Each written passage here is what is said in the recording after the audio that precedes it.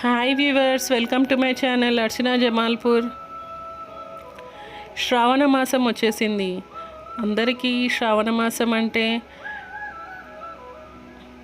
అమ్మవారికి పూజించుకోవడం, లక్ష్మీ అమ్మవారికి, లలితాదేవి అమ్మవారికి, గౌరీ అమ్మవారికి పూజించుకోవడం మనకి అది గుర్తొస్తుంది.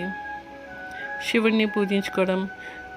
శ్రావణ శుక్రవారాలు అంటే వరలక్ష్మి వ్రతము, మణిద్వీపవర్ణ పూజ అన్నీ చేసుకుంటూ ఉంటాము.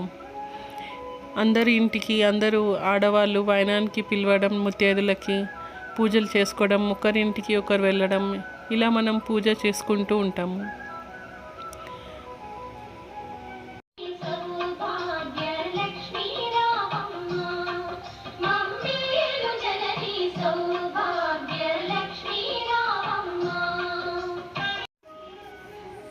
నేను కూడా అలానే మా ఫ్రెండ్ వాళ్ళ ఇంటికి వచ్చాను. తను మణిద్వీపవర్ణ పూజ చేసుకుంది. ఒక్కరోజుది 9 రకాల పూలతోటి.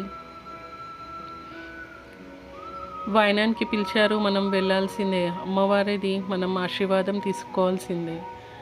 ఇలా 9 రకాల పూలతోటి, 9 రకాల వంటలతోటి అమ్మవారికి నైవేద్యం సమర్పించుకున్నారు. 9 రకాల పండ్లతోటి ఇలా పూజ చేసుకున్నారు. చాలా బాగా అయింది అమ్మవారి పూజ. అమ్మవారికి ఇలా గులాబీ పువ్వులతోటి అలంకరించుకొని, సన్నజాజితో అలంకరించుకొని, అమ్మవారి పటానికి కుంకుమ బొట్టుతో అలంకరించుకున్నారు.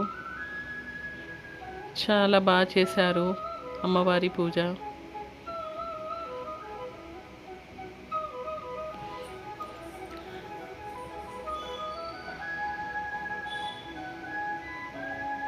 అమ్మవారి పూజ మనము ఇలా శ్రావణ మాసంలో చేసుకుంటే చాలా మంచిది, మంచి ఫలితం మనకి దొరుకుతుంది. ఇలా పారాయణం స్టార్ట్ చేశారు అమ్మవారిది.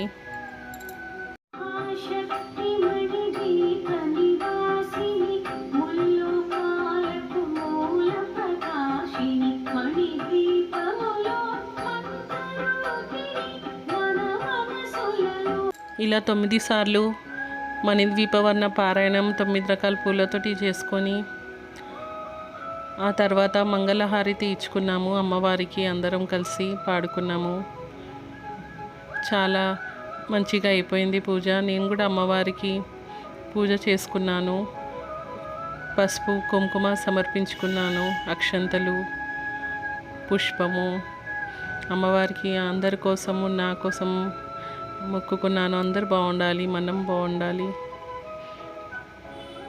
ఇలా మంగళహారతి ఇచ్చుకున్నాను అమ్మవారికి.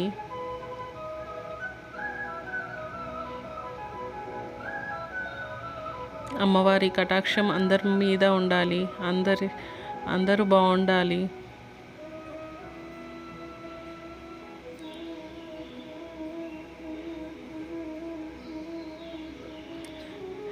మా ఫ్రెండ్ శ్వేత వాళ్ళ ఇంట్లోనే ఈ పూజ జరిగింది. మణిద్వీపవర్ణ పూజ చాలా బాగా చేశారు. వాయనానికి పిలిచినప్పుడు వెళ్ళాలి కదా మనము. చాలా బాగా చేశారు. అందరం కలిసి అమ్మవారి దగ్గర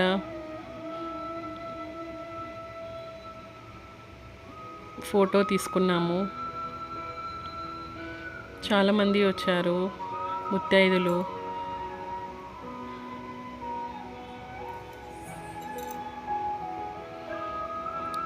ఇలా మణిద్వీపవర్ణ పూజ చేసుకుంటే మీకు అష్టైశ్వర్యాలు, భోగ్యభాగ్యాలు దక్కుతాయి, లక్ష్మీ కటాక్షం దొరుకుతుంది.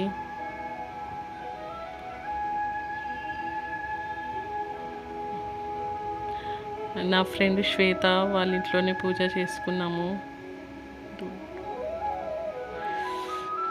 ఇలా లక్ష్మీ అమ్మవారి లాగా మనము మంచిగా రెడీ అయ్యి అమ్మవారి పూజ చేసుకుంటే లక్ష్మీ కటాక్షం దొరుకుతుంది మనకి.